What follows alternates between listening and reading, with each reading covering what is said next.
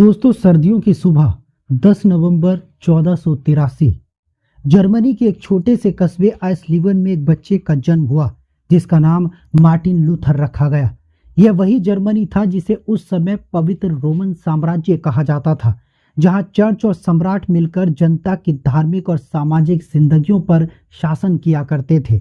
उस समय किसी को भी यह नहीं पता था कि यह बच्चा आगे चलकर एक ऐसी क्रांति का बीज बोएगा जो केवल धर्म ही नहीं बल्कि पूरे यूरोप की सोच को बदल देगा। मार्टिन के पिता का नाम हंस लूथर था।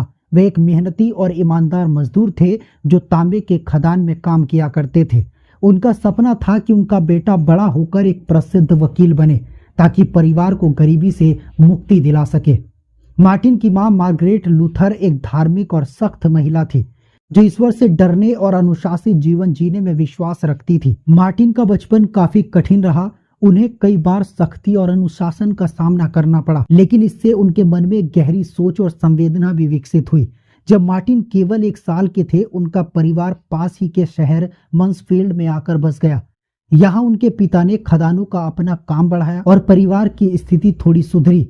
स्कूल में मार्टिन बहुत होशियार थे, लेकिन शिक्षा का माहौल भी बहुत कठोर था।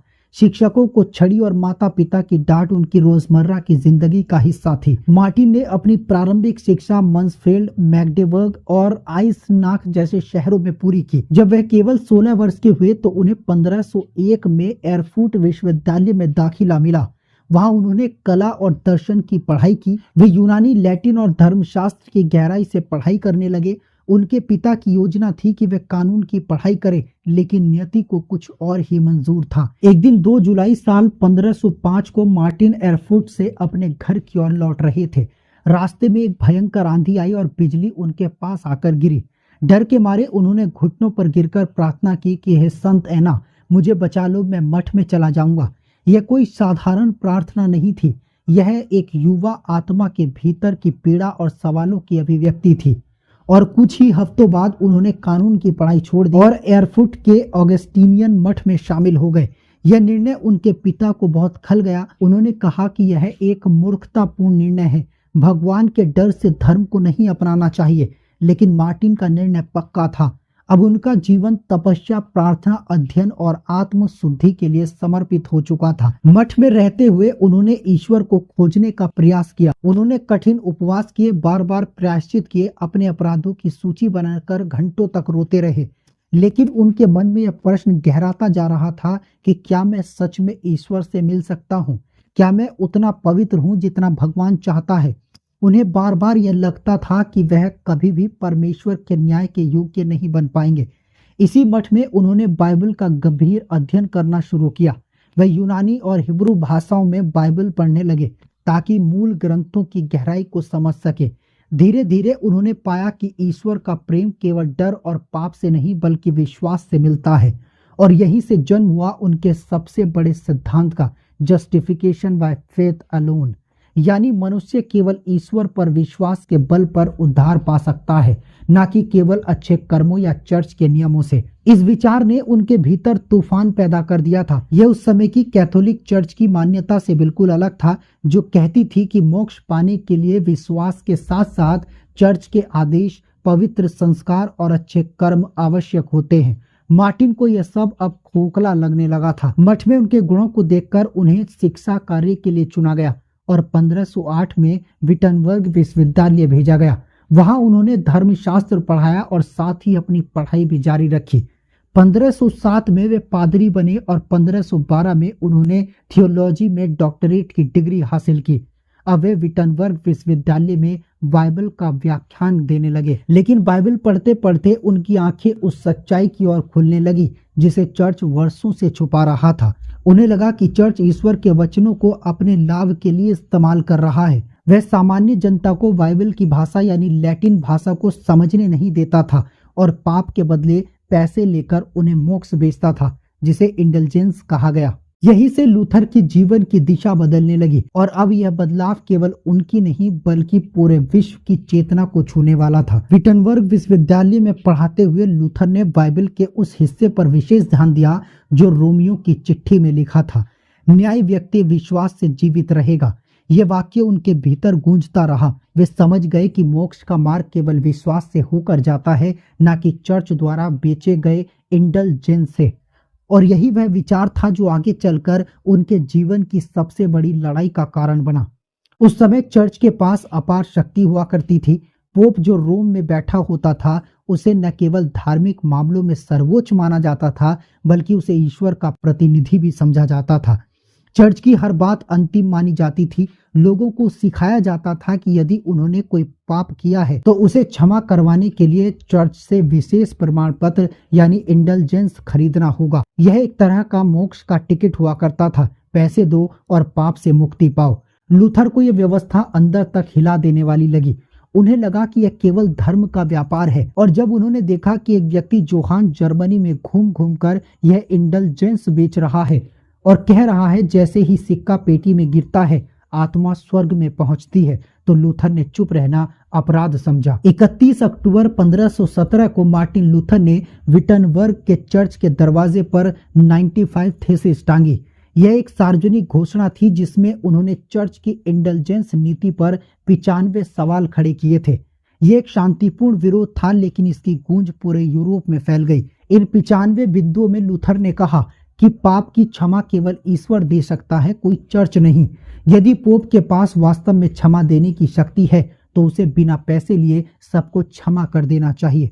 मोक्ष खरीदने की कोई व्यवस्था बाइबल में है ही नहीं। इन विचारों को पढ़कर जनता चौंक गई, लेकिन यह थीसिस केवल चर्च के दरवाजे पर ही नहीं रुकी।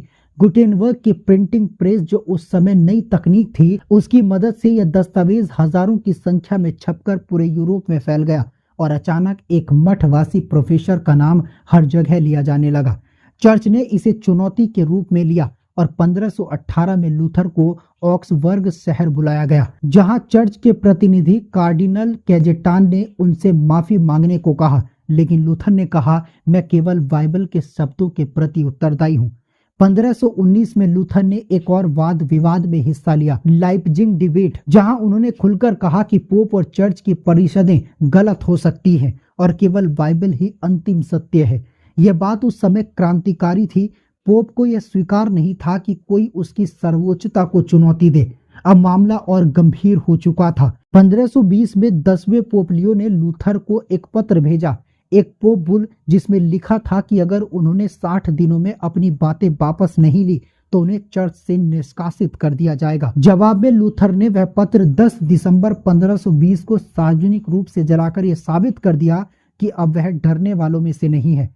इसी साल लूथर ने 3 बड़े ग्रंथ लिखे, to the Christian nobility of the German nation, जिसमें उन्होंने कहा कि सभी लोग ईश्वर के सामने समान हैं और पोप का प्रभुत्व केवल राजनीतिक है। उन्होंने दूसरा ग्रंथ लिखा, the Babylonian captivity of the church, जिसमें उन्होंने कहा कि चर्च ने बाइबल के अर्थ को बंदी बना लिया है, जैसे बाबुल ने यहूदियों को बनाया था।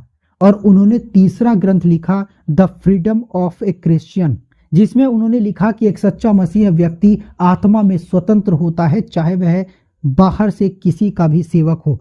इन किताबों ने आग में घी डालने का काम किया। लोग अब चर्च से सवाल करने लगे थे। लूथर ने चर्च को हिला दिया था, लेकिन अब सम्राट की नजर भी उस पर आ गई थी। 1521 में उन्हें 5वें सम्राट चार्ल्स के समक्ष पेश होना पड़ा।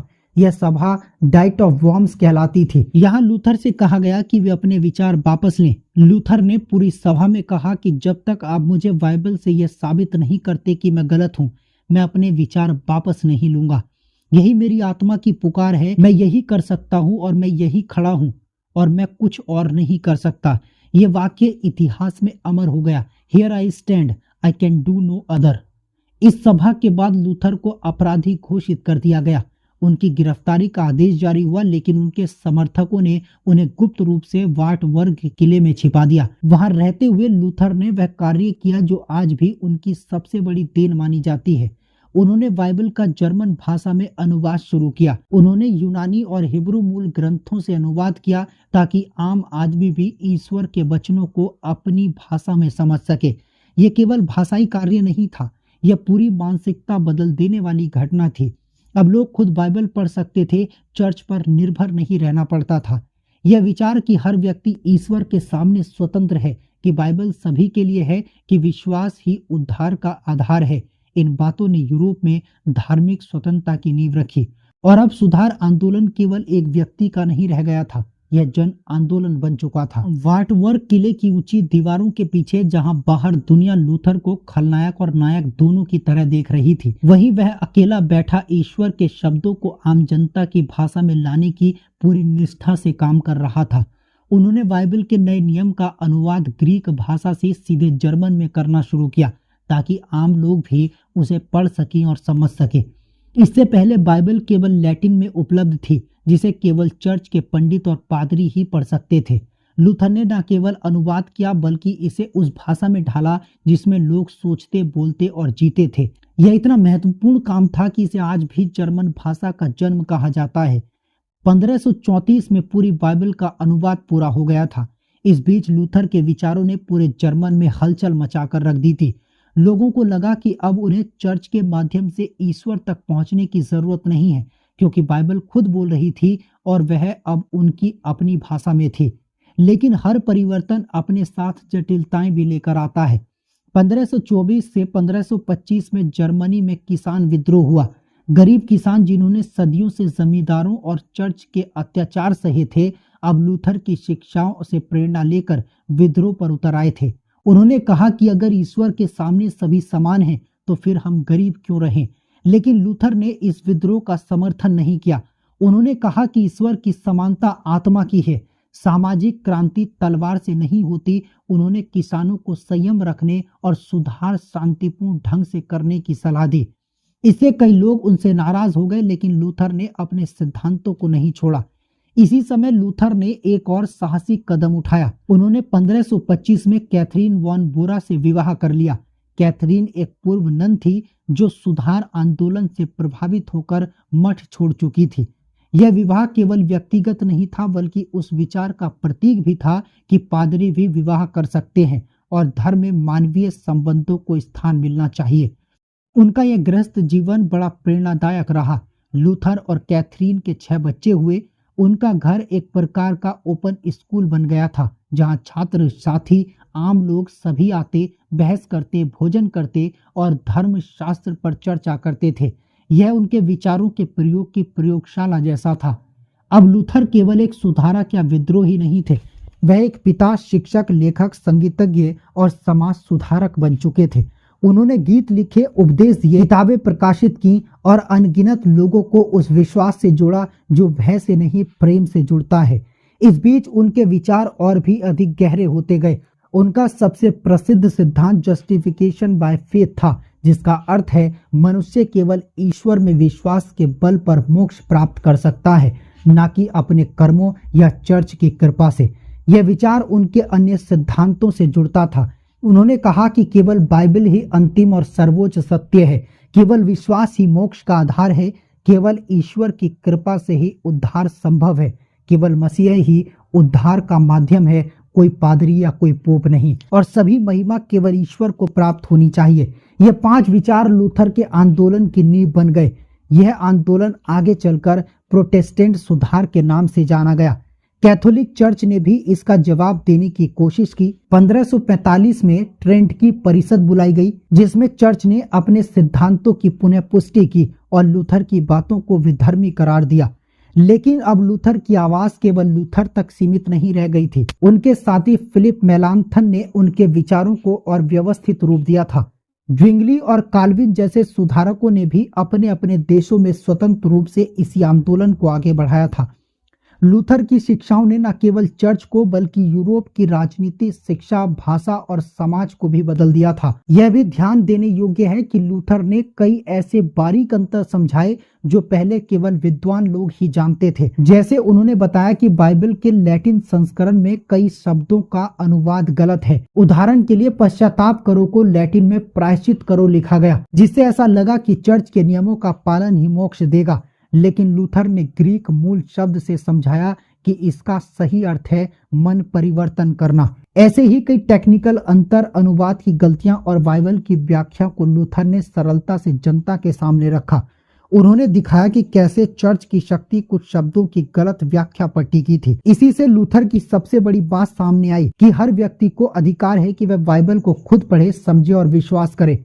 चाहे वह गरीब हो, महिला हो, किसान हो या राजा हो। यही विचार आधुनिक धार्मिक स्वतंत्रता की नींव बन गया। मार्टिन लूथर का जीवन एक अडिग संघर्ष था। संघर्ष चर्च से, संघर्ष सत्ता से, संघर्ष अपने भीतर की शंका से और संघर्ष विश्वास से। लेकिन उनके विचारों ने धीरे धीरे समाज को आकार देना शुरू कर दिया था। यूरोप में धर्म, राजनीति और समाज की दिशा बदल रही थी और लूथर का आंदोलन, जो पहले केवल एक शैक्षिक संघर्ष था, अब पूरी दुनिया में एक क्रांतिकारी बदलाव का कारण बन चुका था।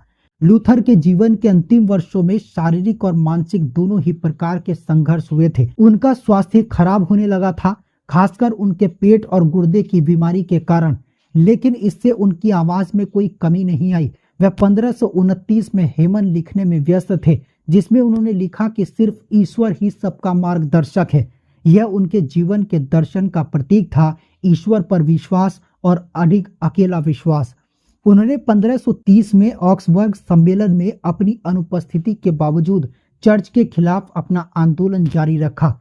इस सम्मेलन में चर्च ने कई मुद्दों पर निर्णय लिए, लेकिन लूथर की उपस्थिति का एहसास साफ था। उनके विचार पूरी तरह से स्थापित हो चुके थे। अब लूथर का आंदोलन केवल एक धार्मिक सुधार नहीं, बल्कि एक धार्मिक पहचान बन चुका था। 1525 में लूथर ने अपनी शादी कैथरीन से की थी, जो एक पूर्व नन थी। यह एक ऐतिहासिक कदम था, क्योंकि उस समय के पादरी के लिए विवाह करना एक विवादास्पद कदम हुआ करता था। लेकिन लूथर ने इसे एक मानवीय अधिकार और वैधता का प्रतीक माना। उनके 6 बच्चे हुए और उनका परिवार एक आदर्श घरेलू जीवन के रूप में सामने आया। लेकिन जैसे जैसे उनका स्वास्थ्य बिगड़ता गया, लूथर ने चर्च के अंदरूनी प्रशासन को लेकर और अधिक आलोचनाएं करना शुरू कर दिया। वे अपनी सॉलिडारिटी में ही विश्वास रखते थे और चाहते थे कि चर्च अपने सिद्धांतों में कुछ सुधार करे। लेकिन उनका यह आदर्श अब सिरे से खारिज किया जा चुका था। चर्च और पादरी अब उनके विरोधी थे। इस समय उनके सबसे निकट के सहयोगी फिलिप मेलांथन ने उनका मार्गदर्शन किया था। 1534 में लूथर ने पूरी बाइबल का जर्मन अनुवाद पूरा कर दिया। यह एक ऐतिहासिक कार्य था, क्योंकि अब आम जनता को अपनी धार्मिक पुस्तकों को अपनी भाषा में पढ़ने का अधिकार मिल गया था। लेकिन समय के साथ साथ यह विचार और अधिक गहरे होते गए। इसी बीच 1534 में जब लूथर का स्वास्थ्य अत्यधिक बिगड़ चुका था, वह विटनबर्ग वापस लौटे। वहां उनकी आंतरिक शांति और गहरी प्रार्थनाएं जारी रहीं। उनका अंतिम समय अधिक पीड़ादायक था, लेकिन वह फिर भी अपने विचारों से अडिग रहे। 18 फरवरी 1546 को लूथर का निधन हुआ। यह दिन धर्म, समाज और इतिहास के लिए एक ऐतिहासिक मोड़ था। लूथर की मौत के बाद उनके आंदोलन ने एक धार्मिक परिवर्तन को आकार देना शुरू कर दिया, लेकिन यह वही आंदोलन अब अंदर से विभाजित हो चुका था। लूथर के निधन के बाद उनके अनुयायी और चर्च के विरोधी अपने अपने रास्ते पर चलने लगे थे। कई तरह के उपसंप्रदाय उत्पन्न हो गए थे, जैसे लूथरन चर्च, स्विस सुधारक, इंग्ली का सुधार आंदोलन और बाद में कैल्विन का आंदोलन। ये सभी अपनी अपनी विचारधाराओं के साथ चर्च और समाज के अंदर घनीभूत विवादों की वजह बने। लूथरन चर्च को एक प्रमुख आंदोलन के रूप में स्थापित किया गया, जिसमें लूथर की जस्टिफिकेशन बाय फेथ जैसी मुख्य शिक्षाएं बनी रहीं। लेकिन इस प्रक्रिया में कई अन्य सुधारक और आलोचक सामने आए, जिन्होंने लूथर के सिद्धांतों पर अपना दृष्टिकोण और व्याख्या दी। लूथर के विचारों ने यूरोप के समाज में एक नए धार्मिक विश्वास को जन्म दिया। उन्होंने चर्च को चैलेंज किया, एक नया दृष्टिकोण दिया और विश्वास और पवित्रता के बीच का फर्क समझाया। उनके सिद्धांतों का यूरोप के विभिन्न हिस्सों में बहुत प्रभाव पड़ा, खासकर स्कैंडिनेविया और जर्मनी में। प्रोटेस्टेंट सुधार ने पश्चिमी दुनिया को एक नई दिशा दी, जिसमें धार्मिक स्वतंत्रता, विश्वास की निजता और चर्च की शक्ति पर नियंत्रण शामिल था। मार्टिन लूथर की मृत्यु के बाद जो सबसे महत्वपूर्ण घटना घटी, वह थी प्रोटेस्टेंट सुधार की यात्रा। लूथर के सिद्धांतों ने बाइबल की सत्ता को चर्च की सत्ता से अलग कर दिया था। उनके आंदोलन ने एक धार्मिक विभाजन की शुरुआत की, जिसने यूरोप के कैथोलिक चर्च और प्रोटेस्टेंट चर्च के बीच गंभीर टकराव पैदा कर दिया था। यह विभाजन बाद में बड़े राजनीतिक संघर्षों का कारण बना, जैसे 1618 से 1648 तक चलने वाला 30 साल का युद्ध, जिसमें धार्मिक कारणों से यूरोप के देशों के बीच युद्ध हुए थे। इससे यह स्पष्ट हो जाता है कि लूथर का संघर्ष केवल धर्मशास्त्र और चर्च के खिलाफ नहीं था, बल्कि यह मानवता के लिए एक नए दृष्टिकोण की शुरुआत थी, धार्मिक स्वतंत्रता और विश्वास की व्यक्तिगत खोज। मार्टिन लूथर की मृत्यु के बाद भी उनके विचार थमे नहीं थे। वे उस चिंगारी की तरह थे जो बुझने के बाद भी राख के नीचे आग बनाए रखती है। उनके जाने के कुछ ही वर्षों में उनके शिष्यों, अनुयायियों और उन सैकड़ों सामान्य लोगों ने उनके विचारों को अपनाना शुरू कर दिया, जिनके दिलों में वर्षों से सवाल उठते आ रहे थे। अब वे सवाल सिर्फ चर्च के बंद दरवाजों तक सीमित नहीं थे, वे अब राजा, प्रजा, विद्वान और किसान सभी के मन में एक जैसी आवाज बन चुके थे। लूथर के जीवन काल में ही प्रोटेस्टेंट शब्द का चलन शुरू हो गया था। यह नाम उस समय पड़ा जब 1529 में जर्मन राज्यों की एक सभा में कुछ राजाओं और नगरों ने कैथोलिक आदेशों का विरोध करते हुए प्रोटेस्ट किया था। उन्होंने कहा कि वे केवल बाइबल पर आधारित धर्म स्वीकार करेंगे, न कि रोम के पोप के आदेशों पर।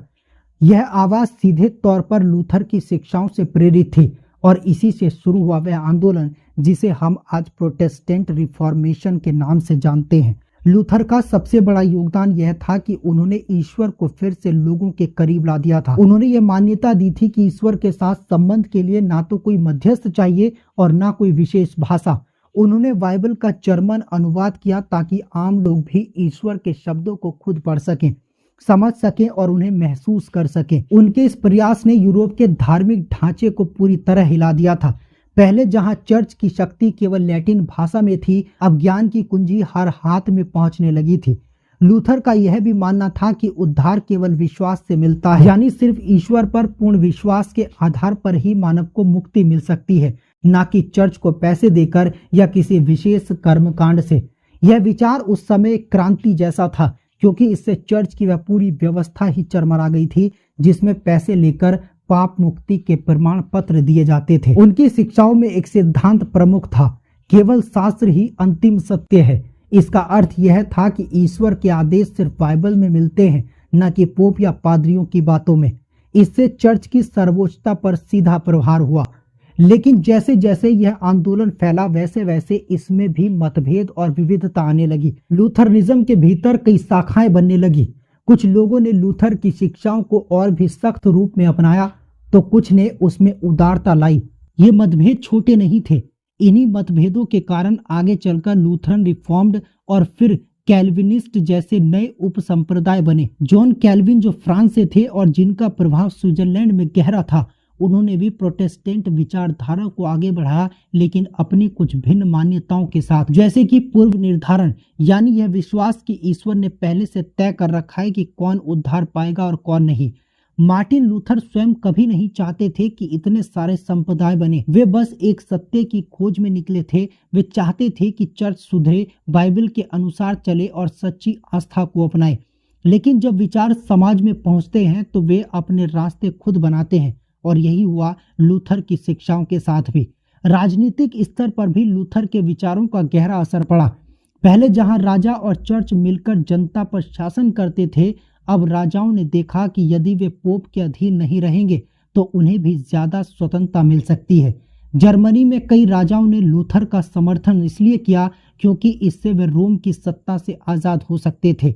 इससे एक नई राजनीतिक चेतना भी जन्मी जिसमें धर्म और राष्ट्रवाद का मेल होने लगा। इसी दौर में इंग्लैंड में 8वें राजा हेनरी ने रोम के पोप से संबंध तोड़कर एंग्लिकन चर्च की स्थापना की। भले ही इसकी वजह निजी विवाह विवाद थी, लेकिन यह भी उसी लहर का हिस्सा था जो लूथर ने उठाई थी।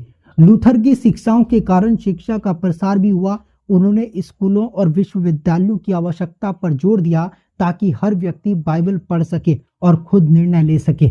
उन्होंने स्त्रियों की शिक्षा को भी बढ़ावा दिया, जो उस समय एक अनोखी बात थी। एक बात और जो अक्सर नजरअंदाज की जाती है वह यह है कि लूथर ने संगीत को धर्म में एक स्थान दिया।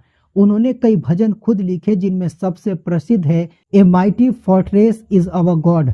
यह सिर्फ एक गीत नहीं था, बल्कि एक विचार था कि ईश्वर हर परिस्थिति में शरणदाता है। उन्होंने गाना इसलिए महत्वपूर्ण माना क्योंकि उनके अनुसार जब लोग गाते हैं तो वे हृदय से प्रार्थना करते हैं। लेकिन लूथर की शिक्षाएं केवल प्रेरणा देने वाली नहीं थी, वे चुनौतीपूर्ण भी थीं।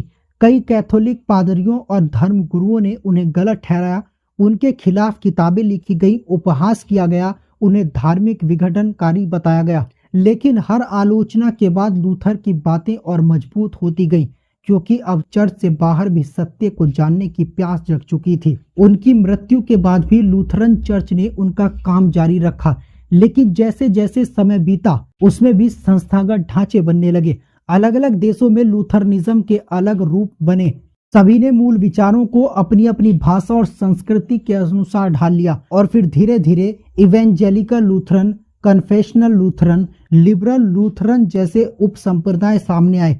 लूथर की सबसे बड़ी विरासत यह रही कि उन्होंने लोगों को सोचने का अधिकार दिया। उन्होंने यह विश्वास जगाया कि हर व्यक्ति खुद से ईश्वर के करीब जा सकता है, बिना किसी मध्यस्थ या संस्था के। यह विचार आज भी दुनिया भर के करोड़ों लोगों की आस्था की नींव बना हुआ है। वह केवल एक धर्म सुधारक नहीं थे, वे एक आंदोलन थे, एक आवाज थे जो आज इतिहास के पन्नों में ही नहीं बल्कि हर सोचने वाले मन में गूंजती है। मार्टिन लूथर की मृत्यु 18 फरवरी 1546 को आइसलेवन में हुई। यही वह स्थान था जहां उनका जन्म भी हुआ था। जीवन का यह चक्र वही जाकर पूरा हुआ जहां से सब कुछ शुरू हुआ था। लेकिन उनकी मृत्यु के साथ उनका प्रभाव समाप्त नहीं हुआ, बल्कि उनकी मृत्यु के बाद उनके विचारों ने और अधिक गहराई से जड़ें पकड़ी। जो बीज उन्होंने बोए थे वे अब पूरे यूरोप में अंकुरित हो रहे थे, कहीं आक्रोश के साथ, कहीं आस्था के साथ और कहीं क्रांति के साथ। जर्मनी में उनके अनुयायी बिखरने लगे थे। कुछ लोग उनके विचारों को ज्यों का त्यों अपनाए रखना चाहते थे, तो कुछ उन्हें नए ढंग से व्याख्यायित कर रहे थे। यही वह समय था जब लूथरनिज्म के भीतर कई उप संप्रदाय बनने लगे। इन उप संप्रदायों का जन्म केवल धार्मिक मतभेदों के कारण नहीं हुआ था, बल्कि राजनीतिक, सांस्कृतिक और भाषाई विविधताओं ने भी इसमें भूमिका निभाई थी। सबसे पहला बड़ा नाम था फिलिप मेलांकथन का, जो लूथर के सबसे करीबी शिष्यों में से एक थे। उन्होंने लूथर की मृत्यु के बाद उनके विचारों को व्यवस्थित करने का प्रयास किया और उन्हें समझने में सरलता लाई, लेकिन वे स्वयं लूथर की तरह कट्टर नहीं थे। उन्होंने कैथोलिक से संवाद और मेल मिलाप की बातें की, जिससे कुछ कट्टरपंथी लूथरन उनसे असहमत हो गए थे। यहीं से गिनेसियो लूथरन और मेलांकथोनियन लूथरन जैसे शब्द सामने आए। पहले समूह ने लूथर की शिक्षाओं को जरा भी बदले बिना अपनाने की मांग की, जबकि दूसरे ने कुछ नर्म दृष्टिकोण अपनाया। धीरे धीरे स्वीडन, डेनमार्क, फिनलैंड और नॉर्वे जैसे उत्तरी यूरोपीय देश लूथर की शिक्षाओं को अपनाने लगे। इनमें से कई देशों ने लूथरनिज्म को अपने राज्य का सरकारी धर्म बना लिया था, लेकिन हर देश ने उसमें अपनी भाषा, संस्कृति और परंपरा का मेल कर लिया। इससे लूथरन उपसंप्रदायों में विविधता और भी बढ़ गई। कहीं चर्च अधिक पारंपरिक बना रहा, कहीं वह जनता की ओर निकट आया। इधर मध्य यूरोप में हालात बहुत तनावपूर्ण हो चुके थे। लूथर की मृत्यु के कुछ ही वर्षों बाद सिमाल काल्डिक युद्ध छिड़ गया। यह एक प्रकार का धर्म युद्ध था, जिसमें एक ओर थे प्रोटेस्टेंट राज्य और दूसरी ओर कैथोलिक सम्राट चार्ल्स पंचम थे। यह युद्ध केवल धार्मिक मतभेदों का नहीं था, बल्कि सत्ता, कर और स्वतंत्रता का भी था। इस युद्ध के बाद 1555 में ऑक्सबर्ग की संधि हुई, जिसने यह तय किया कि जर्मनी के हर शासक को यह अधिकार होगा कि वह अपने राज्य का धर्म स्वयं चुन सके, चाहे वह कैथोलिक हो या लूथरन। यह फैसला बहुत ऐतिहासिक था, लेकिन इसका मतलब यह भी था कि आम जनता को शासक के धर्म के अनुसार ही जीना होगा, चाहे वे उससे सहमत हों या असहमत। अगले 100 वर्षों में यूरोप ने कई धार्मिक युद्ध देखे, जिनमें सबसे भयानक था 30 वर्षीय युद्ध। इस युद्ध ने यह दिखा दिया था कि धार्मिक विचारों की लड़ाई केवल सिद्धांतों तक सीमित नहीं रहती, वह जीवन और मृत्यु, भूख और विनाश तक पहुंच सकती है। इस युद्ध के अंत में वेस्टफालिया की संधि ने एक बार फिर धार्मिक सहिष्णुता को मान्यता दी। इसमें लूथरनिज्म, कैथोलिकनिज्म और कैल्विनिज्म तीनों को कानूनी धर्मों का दर्जा दिया गया। इन सब के बीच लूथरनिज्म दुनिया के और हिस्सों में फैलने लगा था। अमेरिका में जब यूरोप के लोग बसने लगे, तब वहां भी लूथरन चर्च बने। अफ्रीका, एशिया और ऑस्ट्रेलिया तक में मिशनरी कार्य हुए, लेकिन हर जगह लूथरनिज्म ने स्थानीय परंपरा और भाषाओं के साथ तालमेल बिठाया। आज लूथरनिज्म के भीतर कई उप संप्रदाय हैं, जैसे evangelical Lutheran church, confessional Lutheran, Lutheran church Missouri synod. कुछ चर्च बहुत पारंपरिक हैं, जहां पुराने तरीकों से पूजा होती है, जबकि कुछ आधुनिक शैली अपनाते हैं, जहां बाइबल की व्याख्या जीवन की समस्याओं से जोड़कर की जाती है। मार्टिन लूथर की विरासत केवल धार्मिक आंदोलन तक सीमित नहीं रही थी। उन्होंने शिक्षा, भाषा, संस्कृति और व्यक्तिगत विवेक के अधिकार पर जो बल दिया था, वह आधुनिक लोकतंत्र और मानवाधिकारों की नींव में भी झलकता है। उन्होंने यह विचार स्थापित किया कि हर व्यक्ति को ईश्वर से सीधा संवाद करने का अधिकार है, बिना किसी माध्यम के। यह विचार बाद में धार्मिक स्वतंत्रता, छापेखाने के माध्यम से अभिव्यक्ति की आज़ादी और राज्य और धर्म के अलगाव जैसे सिद्धांतों का आधार बना। उन्होंने यह सिखाया कि धर्म कोई डर नहीं है, बल्कि यह विश्वास है। यह कोई बोझ नहीं है, यह राहत है। यह कोई मजबूरी नहीं, बल्कि यह एक चयन है। उनका जीवन इस बात का प्रमाण था कि एक व्यक्ति अगर वह सच्चाई और आत्मा की आवाज पर विश्वास करे तो इतिहास की दिशा बदल सकता है। चाहे वह एक पादरी ही क्यों ना हो, चाहे उसके पास तलवार ना हो, केवल कलम और आत्मा हो। और शायद यही कारण है कि जब भी कोई बच्चा आज जर्मनी में बाइबल पढ़ता है, जब भी किसी गरीब किसान को यह एहसास होता है कि ईश्वर उससे सीधे प्रेम करता है, जब भी कोई युवा अपने विवेक के अनुसार सही गलत को पहचानने का साहस करता है, तब मार्टिन लूथर फिर से जीवित हो उठते हैं। वे केवल एक व्यक्ति नहीं थे, बल्कि वे एक विचार थे, और विचार कभी मरते नहीं हैं। उस शख्स ने जिसने कभी एक शांत मठ में बाइबल पढ़ते हुए खुद को पाप और भय से जूझते हुए पाया था, आखिरकार पूरी दुनिया के सामने सवाल उठाए, ऐसे सवाल जो सिर्फ धर्म नहीं बल्कि पूरे मानव आत्मा की स्वतंत्रता को झकझोरने वाले थे। मार्टिन लूथर ने कोई तलवार नहीं उठाई, कोई सेना नहीं बनाई, लेकिन उनके शब्दों ने वह कर दिखाया जो तलवारें भी नहीं कर सकी। उन्होंने एक व्यवस्था को हिलाकर रख दिया, एक धार्मिक साम्राज्य को अपने ही विचारों के बोझ से झुका दिया। जब वे 1546 में दुनिया से गए तो वे किसी राजमहल में नहीं थे, बल्कि अपनी जन्मभूमि आइसलीवन में एक आम कमरे में सोए हुए थे। उनके हाथ में बाइबल थी और पास में उनके वे कागज जिन पर उन्होंने दुनिया को चुनौती देने वाले विचार लिखे थे। उन्होंने सत्ता की परवाह नहीं की, सम्मान की चाह नहीं की, उन्हें केवल सत्य की तलाश थी और वही उनका जीवन बन गया था। उनकी मृत्यु के बाद कई लोग उनके विचारों से असहमत भी हुए, कई ने उन्हें गलत ठहराया, लेकिन यह भी सच है कि जितनी ईमानदारी से उन्होंने अपने समय की सच्चाई को टटोला, वैसा साहस बहुत कम लोगों में होता है। उन्होंने बाइबल को आम लोगों की भाषा में पहुंचाया, चर्च के भीतर सवाल करने की हिम्मत दी, और सबसे जरूरी, हर इंसान को यह विश्वास दिलाया कि ईश्वर तक पहुंचने के लिए किसी मध्यस्थ की जरूरत नहीं होती। आज दुनिया के हर कोने में जहां कहीं भी कोई व्यक्ति अपने विश्वास को लेकर स्वतंत्रता चाहता है, वहां कहीं ना कहीं मार्टिन लूथर की छाया मौजूद होती है। स्कूलों में पढ़ाई जाने वाली बाइबल, चर्चों में गाए जाने वाले सामान्य भाषा की प्रार्थनाएं, और सबसे बड़ी बात कि हर व्यक्ति की अपनी आत्मा की आवाज को सुनने का अधिकार, यह सब उसी एक व्यक्ति की देन है जिसने 1517 की एक सुबह को विटेनबर्ग के चर्च दरवाजे पर 95 सवाल टांगे थे। यह कहानी किसी महापुरुष की पूजा की नहीं है, बल्कि एक कहानी एक इंसान की है जिसने डरते हुए शुरुआत की, लेकिन धीरे धीरे सच के लिए अडिग होता गया। उसने यह नहीं कहा कि वह सही है, लेकिन यह जरूर कहा कि सवाल पूछना कोई गुनाह नहीं है।